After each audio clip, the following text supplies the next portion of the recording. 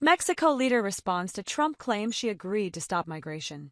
Mexico's President Claudia Sheinbaum has appeared to contradict President-elect Donald Trump's claim that the two have struck a deal to stop migration to the U.S. border. After a phone call on Wednesday, Trump posted online, "She has agreed to stop migration through Mexico and into the United States, effectively closing our southern border." Sheinbaum responded quickly that she had reiterated Mexico's position was not to close borders, but to address migration while respecting human rights. On Monday, Trump alarmed U.S. trading partners as he vowed upon taking office in January to slap an across-the-board tariff of 25% on Mexico and Canada and a 10% tariff on China.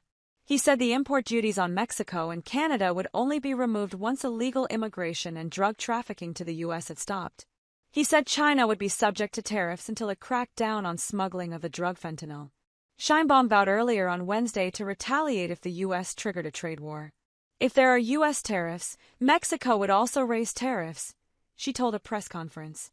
She was joined by Mexican Economy Minister Marcelo Ebrard, who urged more regional cooperation. "It's a shot in the foot," Ebrard said of Trump's proposed duties, which appear to breach the USMCA trade deal that Trump himself struck in 2018 during his first presidency between the U.S., Mexico, and Canada. Undocumented migrants hope Trump mass deportations only for criminals. Trump's border czar vows to cut funding to sanctuary states.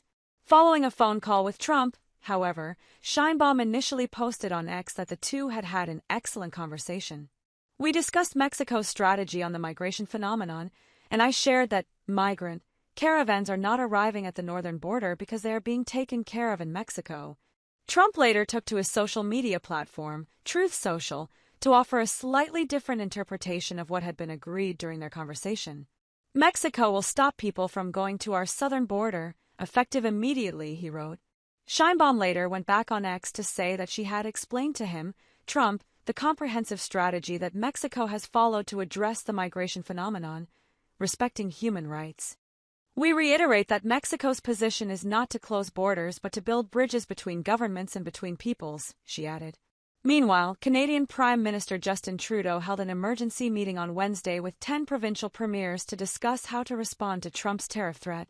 Finance Minister Chrystia Freeland said afterwards that the federal government and the premiers had agreed to present a united front on the issue. There were signs of division, however, as Alberta Premier Danielle Smith expressed concern about whether Trudeau was the best person to negotiate with the incoming U.S. president. She told CBC, "I don't think we should underestimate the personal animus between these two leaders. And if he's Trudeau not the right person to have at the negotiation table, we need to make sure that the right person is." Mainland China authorities have yet to comment directly on the 10% tariff promised by Trump.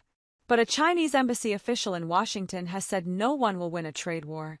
Illegal immigration became a defining issue in the 2024 White House election race that culminated in Trump's resounding victory this month. He campaigned on a promise to seal the U.S.-Mexico border.